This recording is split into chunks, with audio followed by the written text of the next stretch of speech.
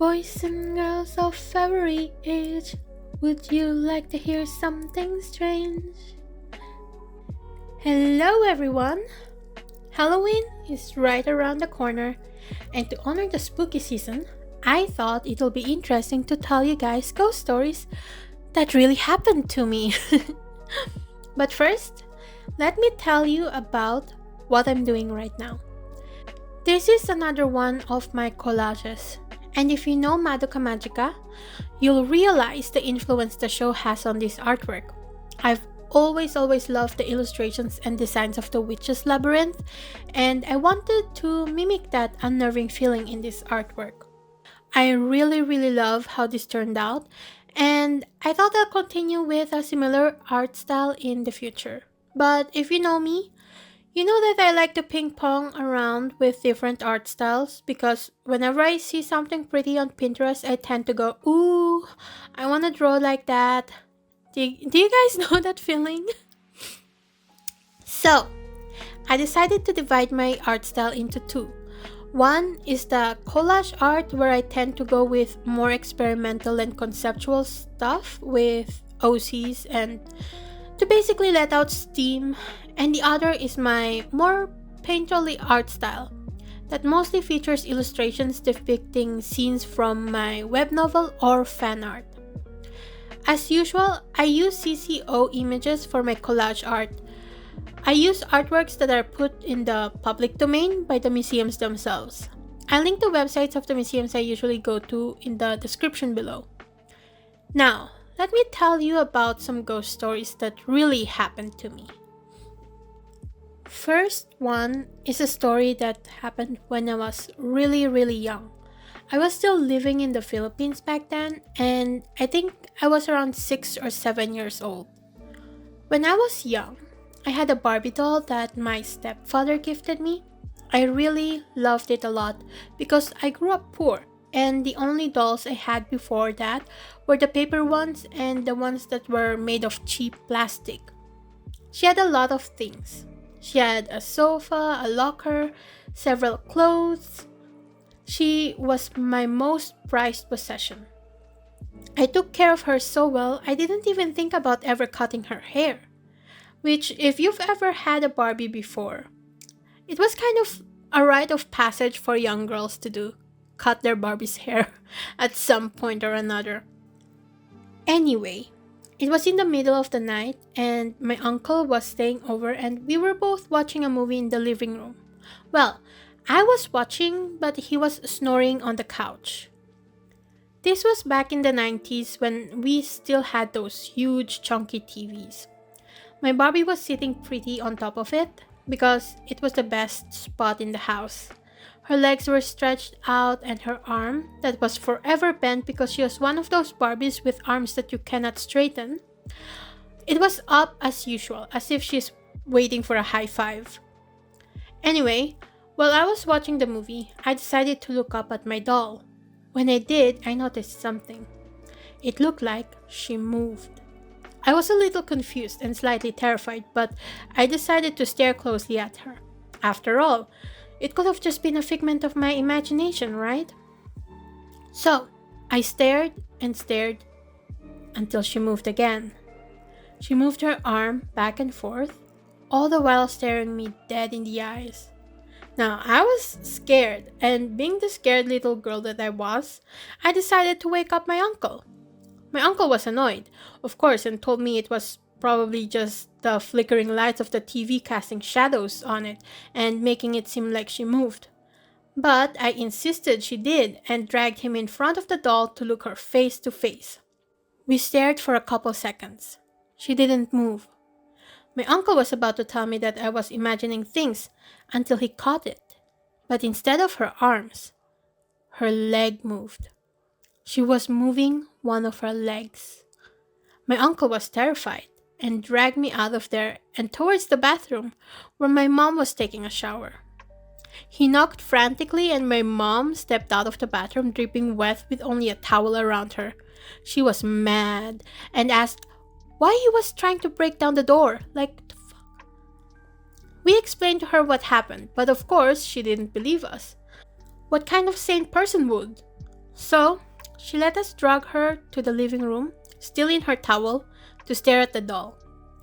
But for whatever reason, Barbie did not move. I think she was low-key terrified of my mom. My mom was cursing us out for disturbing her shower, but she noticed how terrified I was. And I was a very calm child. I don't really show my emotion that much, so she said she'll do something about the doll. Once she was dressed, she took the doll and tried to pull her head off.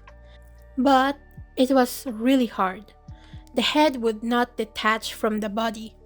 She was muttering to herself how this was a very high quality Barbie doll, and it shows. After all, it wasn't a doll made of cheap plastic that was purchased from the palenque. She used scissors, she used a knife, like a kitchen knife, but the doll would not let herself be beheaded. So I asked my mom why she was doing that. She said that we need to behead the doll to set the spirit free, which, in my young head makes sense, but now I'm like thinking, hmm, does it though? So, my mom called one of her brothers to bring her a butcher's knife. After explaining to my uncles what happened, they tried to help out in beheading the Barbie, but yeah, it really only works with a butcher's knife. After that, we wrapped her tightly in one of those metallic scotch tapes and threw her in the fire. Yeah, we just threw her in the fire. I was sad. Of course I was. She was my first Barbie after all. And I feel like you always remember your first Barbie, even if she was possessed. I haven't played much with any other Barbies after her. My stepdad bought me a new one, but she would usually just be left on the bookshelf, sitting on a plastic sofa. My little sisters had several Barbies, and every time I would look at them with their disheveled short hairs and painted faces and heads that were popped out of their bodies, I think about my possessed doll. Now, this happened when I was young. A couple of years later, we moved away from the Philippines and to Switzerland. I haven't contacted any of my extended families then because back then we didn't have any social media and calling internationally was really expensive. It was a decade later when I was in my 20s that I returned to the Philippines with all of my sisters and parents. We had a huge get together with all our uncles, aunts, and cousins. One of my uncles, instead of greeting me like a normal person with a "Hi, how are you? How's it going?" greeted me with, "Do you remember your possessed Barbie doll?" At that point in my life, I kept thinking that what happened was just a figment of my imagination. A very, very vivid dream. But no, my uncle confirmed that it really did happen. Now that I'm putting this experience in writing, I wonder if the spirit that possessed my doll was malicious, or if it was a lonely spirit who found a little girl that cherished something and just wanted to play. Either way, I was terrified. The second story I'm telling you guys is another one that happened when I was young in the Philippines. We moved houses, and my grandma was staying the night. I woke up in the middle of the night to the whisperings of her telling my older sister ghost stories. Now, we were 4 children in the household. Me, my older sister, and 2 younger sisters were sharing a room even though there was another room that was vacant. We all wanted to stay together. Like, there were 4 of us in a single bed. So we actually had a bunk bed in the room, but nobody really slept on the top bunk because we were afraid that we'll fall while we were sleeping. Like we'll roll over and somehow fall down to the floor. It was a terrifying thought, okay? We all preferred to sleep on the lower bunk bed that was a king-sized bed. And for kids our age, it was still large enough that we could roll around without bumping into each other. I was listening closely to what my grandma was saying until she stopped. She said to my sister, "Do you hear that?" And we listened in the silence. There was a tapping noise outside. Tap, tap, tap. It sounded like tiny rocks were thrown in the air conditioning unit outside. My grandma stood up to peek through the curtains, but no one was outside. The tapping continued when she tried to get back in bed. "This is weird," she said, "because the tapping is too consistent for it to be someone throwing rocks outside." It was quiet for a while, and we listened intently for any other noise. There was a scratching sound, and my grandma turned to my older sister, terrified, and said, "It's a mananangal." For those who aren't from the Philippines, a mananangal is a person who can turn into something like a demonic entity. They have the ability to separate their upper body from their torso and grow wings from their back. They also have really long tongues that can suck the fetus out of a heavily pregnant woman's belly button. And guess who was very heavily pregnant with my youngest sister during that time? My mom. My mother, who was sleeping alone in the living room because she preferred to sleep in front of the TV. My grandma rushed to the living room and was surprised when I decided that no, I don't care if I'll get in trouble for listening in on their ghost stories. I did not want to be left behind.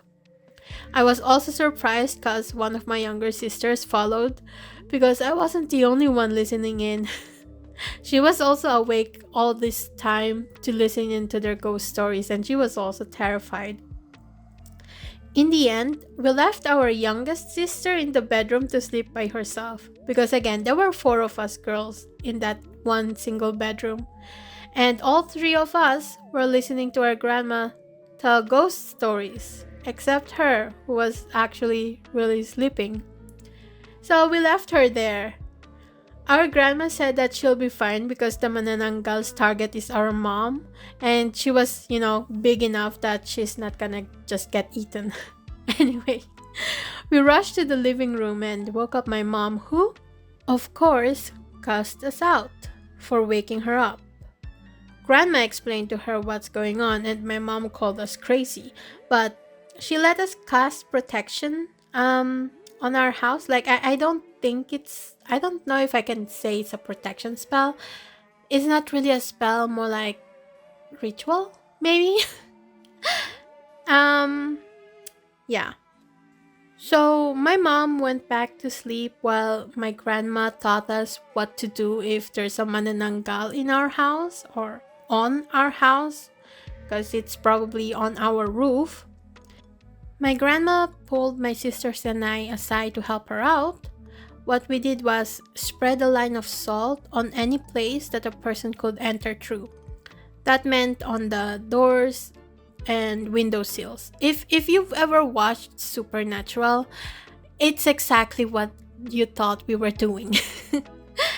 But she also had us put garlic near them too for extra protection. We all slept in the living room that night to make sure that my mom was protected. The next morning, when we woke up, it was to my youngest sister's pitter-patter and asking why we were all there, and she was alone in the bedroom. It was definitely a weird night. The last story actually happened in Switzerland. Just in case you guys thought that all the creepy stuff happened when I was living in the Philippines, that's not really the case. This one happened when I was all alone in the house. Everyone was out for the weekends while I was minding my own business and just drawing.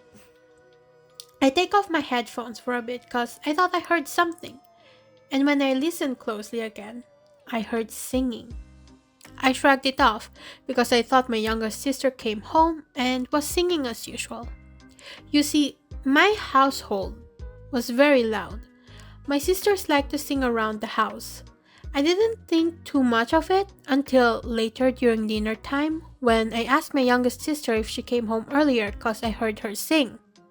But no, it turns out she came home around the same time our parents did. It wasn't the first time either that I heard someone using the voice of my youngest sister. One time, I was minding my own business in the living room, just chilling with my dog when I heard a voice from the second floor. Now that terrified the living shit out of me cause I knew I was the only one alone in the house. But I was also terrified because it was calling my name with the voice of my little sister. So I was like, yikes. But my dog was calm, so I stayed calm and didn't react to the voice. Apropos dog, my dog sometimes randomly barks or growls whenever we go out for our nightly walks. Now, I wouldn't be too terrified because, he might have seen a cat and he does that sometimes. He's a dog. But no, he growls at nothing in the middle of the night. Nothing. And what makes matters worse is that he growls in the direction of the graveyard. Oh yeah, did I forget to mention that a cemetery is right next to my house? So would it still be weird to think that maybe my house is low-key haunted? Because, this isn't the first time I've been hearing voices in this house. And it's weird. It's fucking weird. Anyways, that's all for now. I actually have more scary stories that happened to me, but I don't want this video to get too long. I hope you enjoyed this and learned something new from watching my process. Information about my commissions are on VGen. Please support me on Patreon and check out my web novel on Tapas. Don't forget to drink some water and stretch your legs. Have a nice day and see you next time. Bye!